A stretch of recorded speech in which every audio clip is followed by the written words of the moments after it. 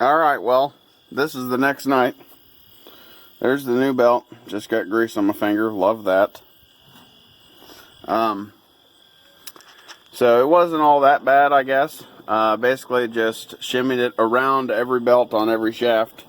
The only thing that was a bear was this. And that is the part that was locked up. Now I can't turn that a bunch because I'm sure there's a defined measurement in between this piece and this piece, because these are variable drive sheaves for the rotor speed. But I figured it would be worthwhile to at least note that I did get it on there without having to take everything completely off. So another thing that kind of stinks about doing this project is when you notice your main thresher drive belt looks like that. You know, I mean, and I'll just be honest, I don't have the money to go buy a new one. So if it lasts through beans, it certainly isn't going to last through corn next year. We'll have to get one of those and do it all again after harvest, I reckon. Alright, so it is days later after a bunch of rain. Skies are okay now. Probably not going to combine today, maybe a test spot, but that's about it, because it's supposed to get rain tomorrow. But we got our belt back on. The hardest part was this yoke. I think I already said that. We just got that back in. Now the next hardest part is the bottom of this yoke, to get that back in. And we can move this, that's not a problem. But you're only supposed to adjust these when the combine is running. The variable drive sheaves. So I think what I'm going to do is probably have my wife tighten it as I spin it with this nut, or something like that, with a large pair of these. I have a bigger pair in the truck, but that should work good.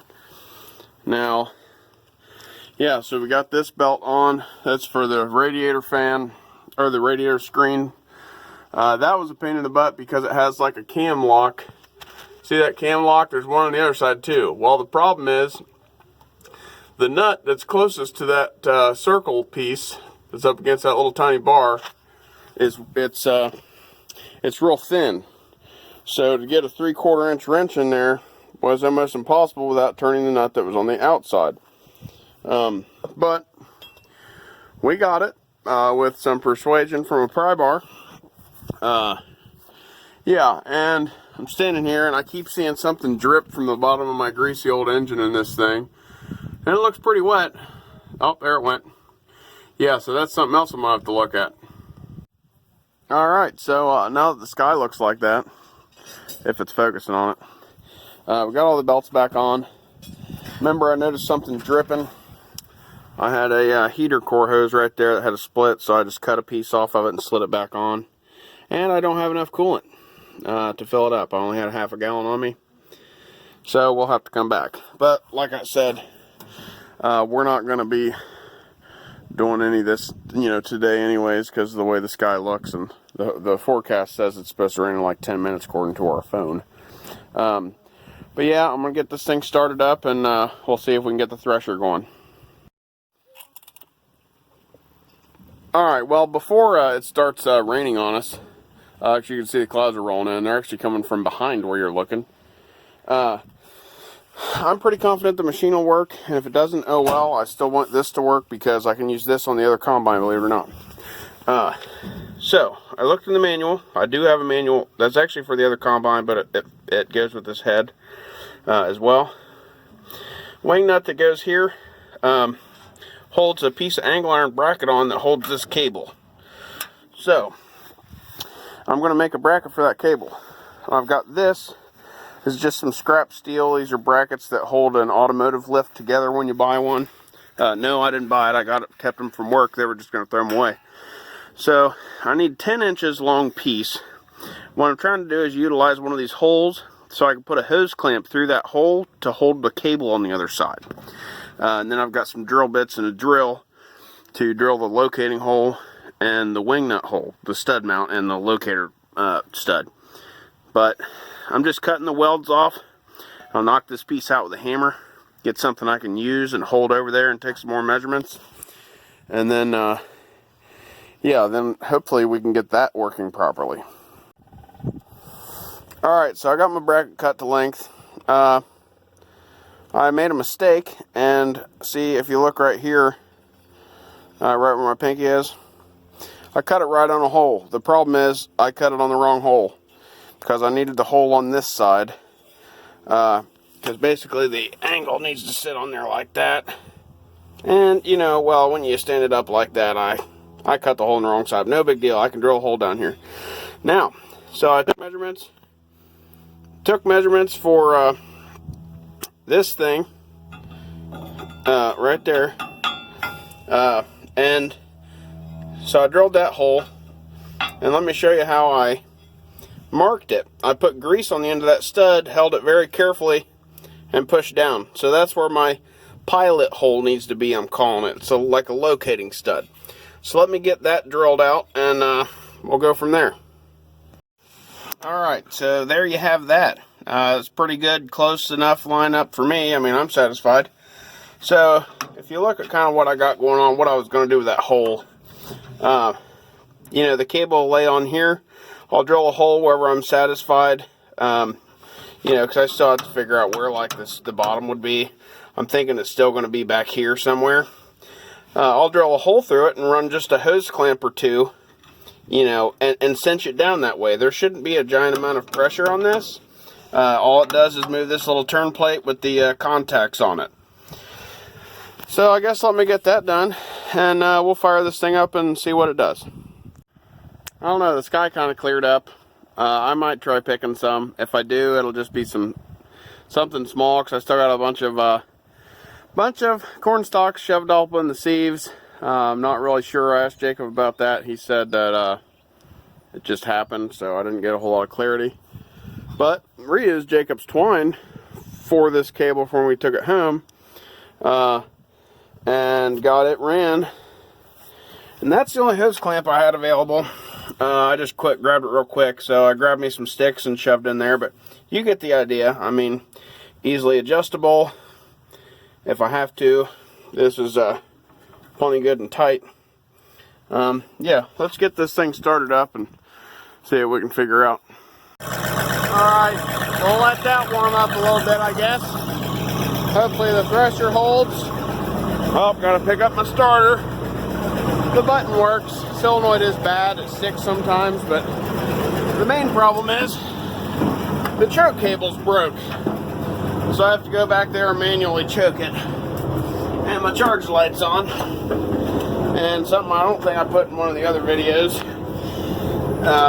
from the other day was the fact that I had the lights on and it quit charging. It's charging some, because if it's not charging at all, it'll be all the way at the bottom. Come on, Governor. That's the only thing. Jacob said they adjusted the governor, and maybe that explains why it doesn't really work. That being said, the governor doesn't work good on the 1400 either. I think it's just the Pierce belt drive governors that kind of suck. Yeah, this will be really uneventful. If I can't get this thing to charge. The reason why I say that is because all next week I'm going to be combining in the night, and yeah, I'm going to have the lights on. So I guess now's as good a time as any to try, right? We'll raise the throttle up a little bit, just off idle. Not a bunch. And I'm only doing that because I have the head ratchet strapped engaged. Now, very, very slowly, we are pulling the clutch.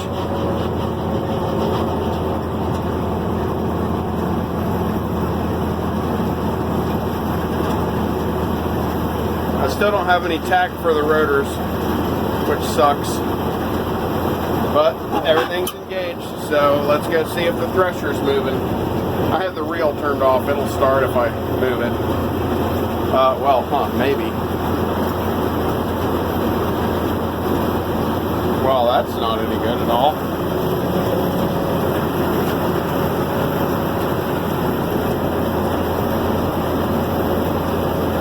Yeah, that's not wanting to move the reel at all.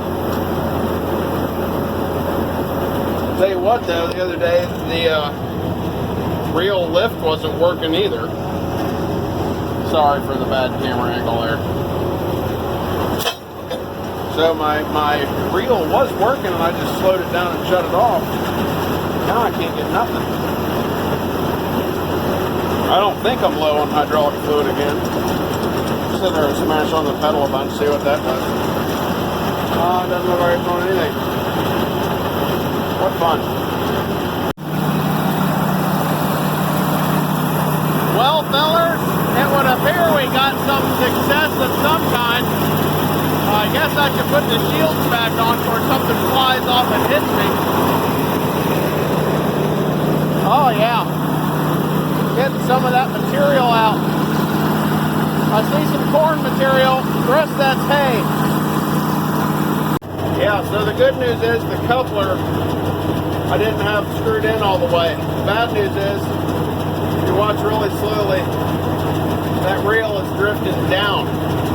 And a minute ago, right after I shut the camera off, the teeth for the reel actually got jammed in the cutter bar, and I had to run out there and click it, or I'm sorry, pull it, because you can't click the machine off the handle. You remember, like the adjustments messed up with the handle.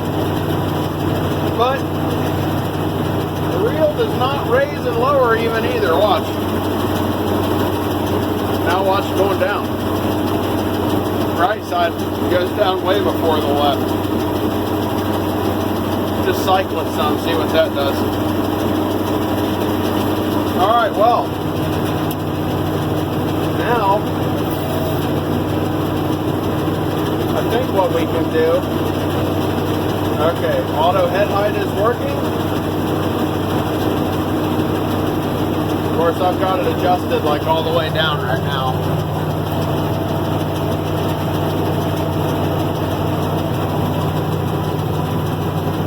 Up, you see it move?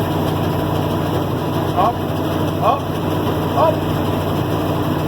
Looks like we have an auto control latte. Now it's not going back down. Huh.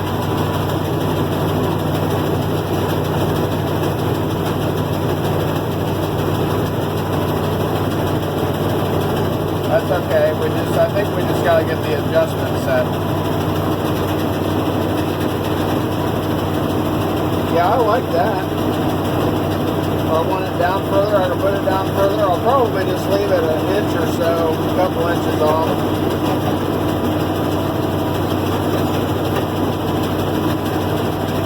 Yeah, you're watching me sit here and mess with this handle is what you're seeing. I'm trying to get a visual on the cutter bar. I know the reel's making it really nice. You can't even see it. Yeah, it's just grazing the top of the grass right there. Probably want it up a little more, to be honest.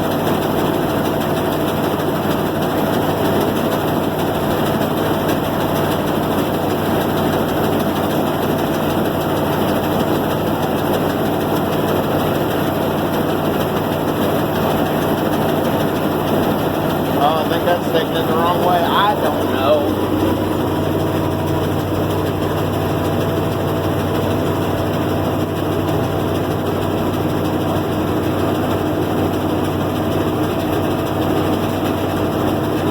Like I said, we'll have to adjust.